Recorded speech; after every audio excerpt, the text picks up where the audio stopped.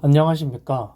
저는 다기준 의사결정 기법을 활용한 UAS 가용공역 분석 프로세스라는 주제로 발표할 한국항공대학교 미래항공교통학과 석사과정 2학기 김건우입니다. 본 발표는 연구의 배경 및 목적, 연구 방법, 사례 연구, 마지막으로 결과의 순서로 진행되겠습니다. 연구의 배경 및 목적입니다.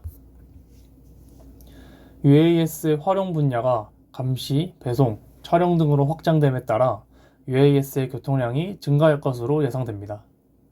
상대적으로 저고도에서 비행하는 UAS의 경우 지상의 인구에 대한 영향, 건물과 같은 장애물 등을 고려해야 합니다.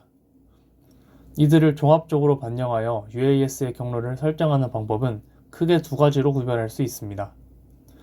위험도 기반의 경로 탐색과 같이 제약 조건을 변수로 설정하여 경로를 탐색하는 방법과 제약 조건들을 사전에 고려하여 가용 공역을 분석한 후 결과를 기반으로 출발지와 도착지 간 경로를 탐색하는 방법이 있습니다. 본 연구에서는 가용 공역을 사전에 분석하는 방법을 선택하였고 경로를 탐색하기에 앞서 가용 공역의 분석 단계에 초점을 맞추었습니다. 가용 공역 분석 과정에서 비행에 제약이 되는 다양한 변수들을 반영하기 위해 다기준 의사결정 기법을 활용하였습니다. 다기준 의사결정 기법은 여러 기준을 동시에 고려하여 최적의 대안을 선택할 수 있는 방법론에 대한 총칭으로 다양한 기준들을 동시에 고려할 수 있다는 점이 특징입니다. 이에 본 연구에서는 국가중요시설, 비행금지구역, 지상위험도, 그리고 장애물 총 4가지 변수들을 평가 기준으로 하는 다기준 의사결정 기법을 활용한 UAS 가용공역 분석 프로세스를 제시합니다. 먼저 연구 방법입니다. 앞서 말씀드린 가용공역 분석 프로세스의 적용 순서와 각 단계에서 사용한 데이터를 같이 명시한 흐름도입니다. 프로세스의 순서를 다음과 같이 설정한 이유는 변동성 때문으로 비교적 변동이 적은 비행금지구역과 국가중요시설을 먼저 분석한 다음 상대적으로 변화의 폭이 큰 지상위험도와 장애물을 적용함으로써 가용공역을 도출하였습니다. 가용공역 분석 프로세스의 첫 번째는 공역 분석입니다. 항공안전법에서는 공역을 사용 목적에 따라 총 13가지로 분류하였습니다. 그중 비행금지구역은 안전, 국방상, 그 밖의 이유로 항공기의 비행을 금지하는 공역입니다. 따라서 비행금지구역에서는 UAS의 비행을 제한할 필요가 있습니다. 다음은 국가중요시설에 대한 분석입니다. 국가중요시설은 통합방위법에서 다음과 같이 정의됩니다. 공공기관, 공항, 항만, 주요 산업시설 등 적에 의하여 점령 또는 파괴되거나 기능이 마비될 경우 국가안보와 국민생활에 심각한 영향을 주게 될 수 있는 시설. 비행 중인 기체가 추락하는 상황을 가정한다면 그 어떠한 경우에도 잠재적인 위험을 배제할 수 없습니다. 다만 그 대상이 국가중요시설이 된다면 심할 경우 사회마비 또는 국가안보 차원에서의 피해로 이어질 수 있으므로 국가중요시설 주변에서는 비행을 제한할 필요가 있습니다. 그렇다면 주변의 비행 제한 반경을 어떻게 설정할 것인지에 대한 방법을 정의해야 합니다. 본 연구에서는 소라의 내용을 참조하였습니다. 여기서 소라란 이하사에서 스페시픽 등급에 해당하는 UAS 비행의 위험도 평가 방법론으로 UAS의 운용을 지상위험도와 공중위험도의 관점에서 분석합니다. 소라에서는 인구 밀집 지역과 UAS의 비행 경로를 분리함에 있어서 비행고도와 대상과의 분리거리를 1대1로 설정하는 규칙을 제시했습니다. 이에 본 연구에서는 국가중요시설 주변 비행금지구역의 반경을 UAS의 비행고도와 1대1로 설정하였습니다. 저고도를 비행하는 UAS의 경우 고고도에서 비행하는 민간 항공기와 달리 지상의 인구에 대한 영향평가가 필요합니다. 이에 지상위험도 분석을 통해서 지상의 인구에 대한 영향을 평가하였습니다. 여기서 지상위험도란 비행시간당 지상의 제3자가 사망할 확률로서 정의됩니다. 비행 여부를 정의함에 있어서는 지상위험도의 TLS를 기준으로 TLS보다 위험도가 낮은 경우에만 비행을 허용하였습니다. TLS의 값은 앞서 등장했던 소라에서 지상위험도에 제시한 10의-6승을 사용하였습니다. 본 연구에서 지상위험도를 선정한 방식입니다. 비행시간당 제3자의 사망률을 구하기 위해 사고가 발생할 확률, 사고의 피해를 받는 제3자의 수, 충돌 시 사망 확률을 계산하였고, 이 중 사고의 피해를 받는 제3자의 수는 다시 격자의 인구수, 위험에 노출된 인구의 비율, 피해 면적의 범위로 세분화하여 계산하였습니다. 마지막으로 UAS가 비행하는 400피트 이하의 고도에서는 건물과 같은 장애물들에 대한 고려가 필요합니다. 이에 DSM의 형태를 통해 UAS가 실제 비행하는 환경을 구현하였습니다. 여기서 DSM이란 건물의 높이와 건물이 위치한 지형의 높이를 반영한 표면 고도의 형태입니다. 더하여 장애물과의 안전한 분리를 위해 두 종류의 지오펜스를 적용하였습니다. 킵아웃 지오펜스는 건물 주변 일정 범위를 폐쇄하여 바람과 같은 외부 변수로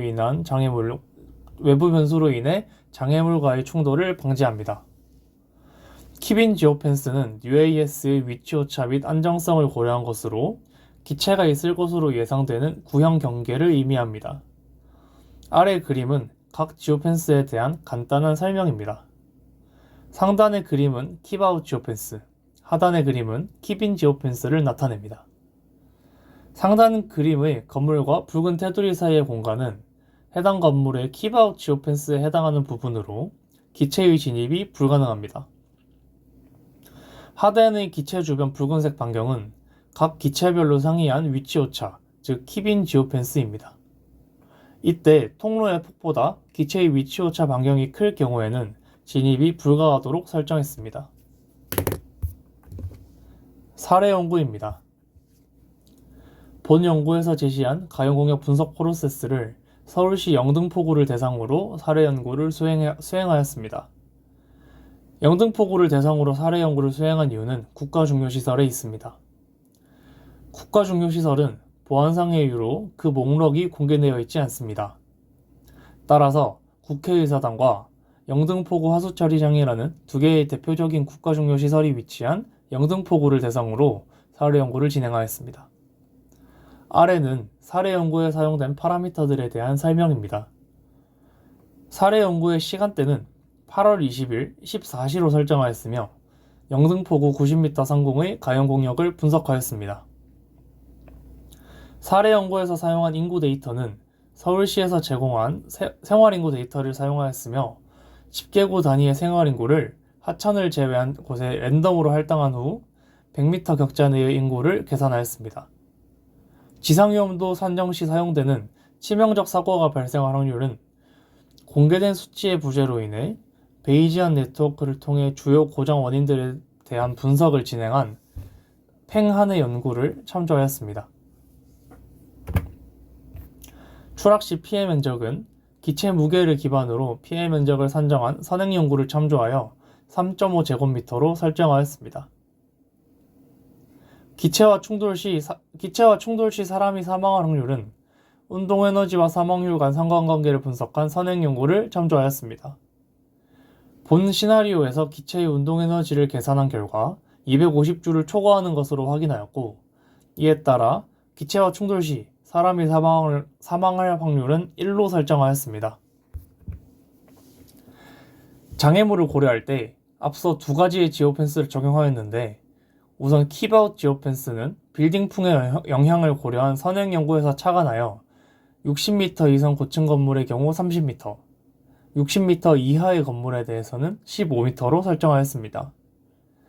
킵인 지오펜스는 기체의 위치 오차를 고려하기 위한 방법인데, 기체의 위치 오차와 관련된 수치의 부재로 예시로서 5m로 가정하였습니다. 수직 분리의 경우 비행 중 제3자로부터 30m 수직 분리를 제시한 아이카오에 따라 30m로 설정하였습니다. 우측의 그림 자료는 건물 데이터에 지오펜스를 적용한 순서를 나타낸 예시입니다.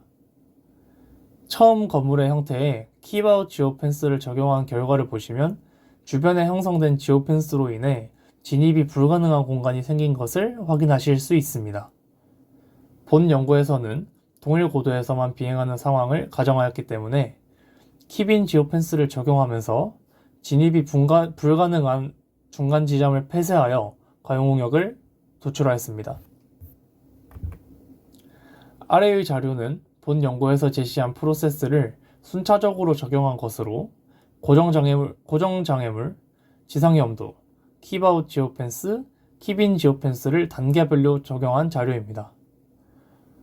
우측 차트는 고도가 변화함에 따라 가용공역은 어떻게 변화하는지 나타낸 자료입니다. 자료에 따르면 고도가 상승함에 따라 가용공역의 비중이 반드시 상승할 것이라는 기대와는 달리 90m를 기점으로 가용공역이 급증합니다. 이는 본 연구에서 제시하는 방법론의 의 중 하나로 건물이 밀집한 도심 내에서 UAS의 최소 안전고도 설정 시 근거로서 활용할 수 있습니다. 차트에서 주목해야 할 다른 점은 90m 이하에서 오히려 공역이 소폭 감소하는 것을 확인할 수 있습니다. 오류일 것이라 생각할 수 있지만 이는 국가 중요 시설 주변의 비행 제한 반경을 설정하는 방법에 따른 것으로 비행 제한 반경 설정 방식이 비행 고도와 연관되어 있다는 점을 감안하면 정상적인 수치인 것으로 판단됩니다. 마지막 결론입니다. 본 연구에서는 4가지 제약 조건을 바탕으로 다기준 의사결정 기법을 활용한 UAS 가용공역 분석 프로세스를 제시했습니다. 건물과 지형을 결합한 DSM으로 UAS의 비행 환경을 구현하고 두 종류의 지오펜스를 적용함으로써 UAS가 안전하게 비행할 수 있는 공역을 도출하는 프로세스를 제시했습니다. 다만 본 연구에서는 고장률 및 위치 오차 데이터가 부재함에 따라 정확한 수치를 사용하지 못했고 속도 또는 기체 특성과 같이 비행에 따라 지오펜스 요구치가 상이해질 수 있지만 일괄적인 값을 적용했습니다. 이에 추후 연구에서는 각 비행에 따른 지오펜스 값을 적용하여 분석된 가용공역을 기반으로 출발지와 도착지 간 경로 탐색 방법을 연구할 예정입니다. 이것으로 발표를 마치겠습니다. 감사합니다.